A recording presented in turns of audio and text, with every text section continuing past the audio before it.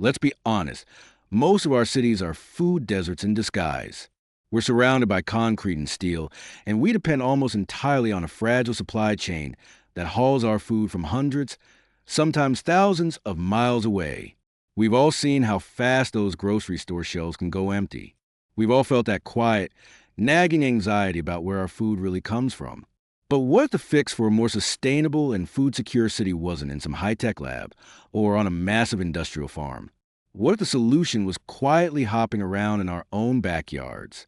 Today, we're exploring an idea that could fundamentally change how we feed our cities. We're asking a serious question. What if there was a way for a city to produce a huge amount of its own protein sustainably and with a footprint so small you could fit on a balcony? The trend is clear. Urban agriculture is booming. We're seeing everything from vertical farms to community gardens pop up all over. But there's one contender that gets overlooked, usually written off as a pet or a pest. We're going to look at whether the humble rabbit is the key to truly sustainable city living and our own food security. We'll explore their amazing potential to shake up city food systems, looking at both their incredible meat production and their almost magical soil-building manure. This isn't just about homesteading. It's about building resilient communities from the ground up. When you picture urban farming, you probably think of chickens for eggs or rows of kale in a vertical farm. Very few people think of rabbits as actual livestock. For most of us, they're either the fluffy pets we had as kids or the wild critters that chew up our gardens. But that's a pretty modern way of looking at them. Historically, rabbits were a cornerstone of small-scale farming and a key source of protein, especially in Europe. They were the original small-space livestock, prized for being quiet, growing fast, and thriving on simple food. Now, as we're all searching for ways to make our cities more sustainable, we're rediscovering what our ancestors already knew. The very things that made rabbits so valuable back then make them almost perfectly designed for challenges of a 21st century city. They're quiet, so they won't annoy the neighbors. They're compact, so they fit into spaces other animals can't. And they are incredibly productive, offering a powerful 1-2 punch of high-quality protein and amazing garden fertilizer. It's time we look past the cute factor for a minute and seriously consider the rabbit as a contender for the future of urban farming. All right, let's get into the numbers, because this is where the argument for rabbits gets really compelling. When resources are limited, efficiency is everything. And when it comes to turning feed into protein, rabbits are absolute superstars. First, let's talk about the feed conversion ratio, or FCR. That's just a fancy way of saying how much feed it takes to produce 1 pound of body weight. For rabbits, it's about 1.1 to 1.3 kilograms of feed for every kilogram they gain. Now, compare that to beef cattle, which have a feed conversion ratio, FCR, of over 12 to 1. That means rabbits are wildly more efficient at turning plants into food. They're about 1.4 times more efficient than pigs and an incredible 4 times more efficient than sheep and cattle. This efficiency is a huge deal in a city. It means less feed, less water, and a much smaller environmental footprint. But it's not just about efficiency. It's also about sheer productivity. The numbers here are kind of mind-blowing. A single female rabbit or doe can have several litters a year. A small backyard setup, say 1 male and 4 does, can produce anywhere from 136 to 230 kilograms of meat annually. Think about that for a second. That's up to 230 kilograms of high-quality, lean protein from a space smaller than a family car. On top of that, rabbit meat itself is a nutritional powerhouse. It's high in protein, low in fat, and has a delicate flavor a lot like chicken. This blend of efficiency and productivity in a quiet, compact animal is what makes the rabbit so perfect for the city. You don't need acres of land. You can raise them in stacked hutches on a patio, in a small shed, or even on a reinforced roof. For anyone in the city who's serious about producing their own food but is tight on space and needs to keep things quiet, rabbits offer a solution that's pretty hard to beat. As if the incredible protein was enough, rabbits come with side benefits so valuable that homesteaders have a special name for it: bunny gold. I'm talking about their manure. Now, before you get weirded out, you need to know that rabbit manure is totally different from other animal waste. Manure from chickens, cows, or horses is considered hot. It's so high in nitrogen that if you put it straight on your garden, it will burn and kill your plants. That stuff has to be composted for months before it's safe to use. Rabbit manure, on the other hand, is a cold manure. This is a game changer.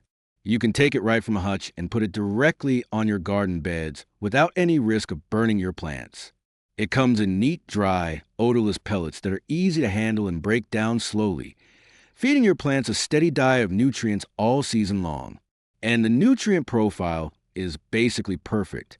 Rabbit manure is loaded with nitrogen, phosphorus, and potassium, the big three for plant growth, plus a ton of important micronutrients like calcium, magnesium, and zinc. It doesn't just feed the plants, it feeds the soil. It drastically improves poor city soil, helps it hold more water, and encourages all the beneficial microbes and earthworms that make a garden thrive. Studies have shown it gives a major boost to both plant and root growth. This creates a perfect closed-loop system in your own backyard. Picture it. You grow vegetables. Some of the scraps from that garden can supplement your rabbit's diet. The rabbits then produce manure that supercharges your soil, letting you grow even more nutritious food. It's a beautiful, self-sustaining cycle that cuts down on waste, gets rid of the need for chemical fertilizers, and gives you both protein and produce from one small system. This isn't just a bonus. For a lot of urban gardeners, it's the main event. If you're finding this idea as fascinating as I do, and you're starting to think about your own journey to self-sufficiency, go ahead and hit that subscribe button. We talk about practical, real-world solutions like this all the time. And I want to hear from you. Drop a comment below and let me know. Had you ever thought about raising rabbits before this? What are your biggest questions? Okay, it would be wrong to paint this as a perfect, easy solution.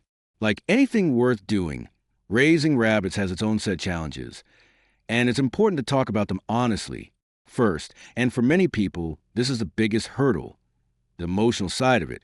Rabbits are cute. We keep them as pets, and the idea of raising them for meat can be really tough to face. Rabbits are cute, and the idea of raising them for meat can be really tough to face. Talk about them honestly first. And for many people, this is the biggest hurdle, the emotional side of it. Rabbits are cute. We keep them as pets, and the idea of raising them for meat can be really tough to face. This is something every single person who raises their own meat has to work through.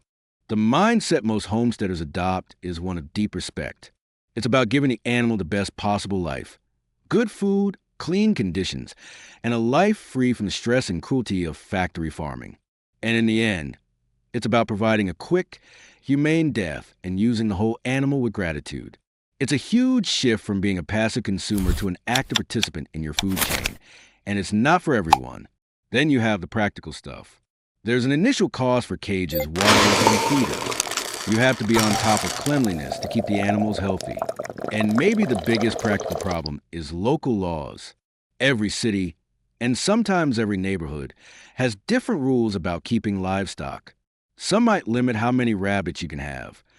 Others might not have any rules at all.